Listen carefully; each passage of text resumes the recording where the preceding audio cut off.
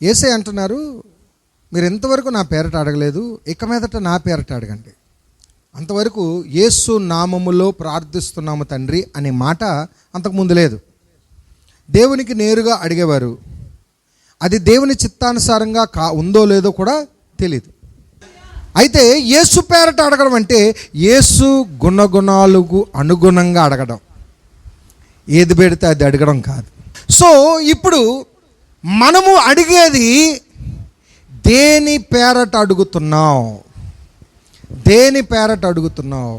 యేసయ్య అన్నారు, ఇంతవరకు నీవు నా పేరట అడగలేదు. మరి ఎవరి పేరట అడుగుతున్నామండి? యేసు నామములో ప్రార్థిస్తున్నాము తండ్రి అని అంటున్నాం కదా.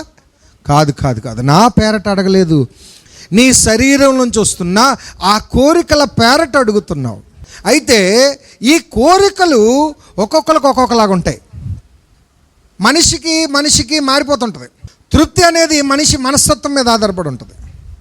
ఒకడికి ఆ దినం గడిస్తే చాలు అనుకునే మనస్తత్వం ఒకరికి, ఇంకొకడికి ఎంత ఉన్నా చాలదు, ఎంత అయినా కావాలి అని, ఒకటి ఉన్నా ఇంకొకటి కొనాలని, ఒకటి ఉన్నా సరే ఇంకొకటి చేయాలని, అల్లది కొనాలి, ఇది కొనాలి, ఇది చేయాలి, అది చేయాలి, అది సంపాదించాలన్న ఆలోచన ఉంటుంది. మనిషి దేని మీద ఆధారపడి అడుగుతున్నాడు?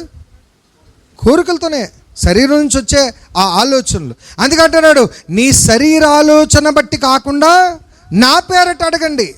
ఆయన పేరట అడగడం అంటే ఆయన పేరు చెప్పి అడిగేమని కాదు, ఆయన గుణమును బట్టి అడగండి. ఇంతవరకు మరి ఏం పేరట అడుగుతున్నామండి? నీ గుణం బట్టి అడుగుతున్నావు, నీ శరీర గుణం నుంచి అడుగుతున్నావు, నీ శరీర తత్వం నుంచి అడుగుతున్నావు. అందుకే నీకు దొరకటం లేదు. నీ శరీర తత్వం ఆధారం చేసుకొని అడుగుతున్నావు కాబట్టి దొరకట్లేదు. అందుకే కొంతమంది తృప్తి పడుతున్నారు, కొంతమంది తృప్తి పడటం లేదు. తృప్తి ఎందుకు పడటం లేదంటే లోకం ఎప్పుడూ కూడా మనల్ని తృప్తి పరచనివ్వదు. ఒక కొత్త వస్తువు కొన్నామంటే అది రెండో రోజుకి ఏమైపోయింది? పాత వస్తువు అయిపోయింది. షాప్కి వెళ్ళామంటే కొత్త మోడల్స్ అడుగుతావా, పాత మోడల్స్ అడుగుతావా? పాతదండి 10 సంవత్సరాల క్రితం మోడల్ ఇవ్వండి అంటవా? మనిషి తృప్తి పడలేకపోతున్నాడు, ఎందుకంటే కొత్తది తయారవుతుంది. ఆ కొత్త దానికోసం నువ్వు పరిగెడుతున్నావు. అది చేరుకునే లోపు ఇంకో కొత్త తయారైపోతుంది, మళ్ళీ అది చేరుకునే లోపు ఇంకో కొత్త తయారైపోతుంది. అందుకే తృప్తి లేకుండా కొత్తది పుట్టుకొచ్చేస్తుంది, నువ్వు దాని వెనకాల పరిగెడుతున్నావు. అందుకే అంటున్నాడు, నా పేరట అడగండి, మిమ్మల్ని తృప్తిపరుస్తానంటున్నాడు. దేవునికి స్తోత్రం. ఆయన ఏమంటాడు? మీ సంతోషం పరిపూర్ణమగునట్లు. మీ సంతోషం పరిపూర్ణం అవడం అంటే నీవు తృప్తి పడేటట్టు నేను చేస్తాను, నా తత్వంలో అడిగితే. దేవునికి స్తోత్రం చెప్పండి. జనరల్గా మనిషి ఆనందం ఎప్పుడు వస్తుందంటే ఏదో వస్తేనే. కానీ దావీదు ఆయన ఆత్మానుసారుడు, దేవుని హృదయానుసారుడు.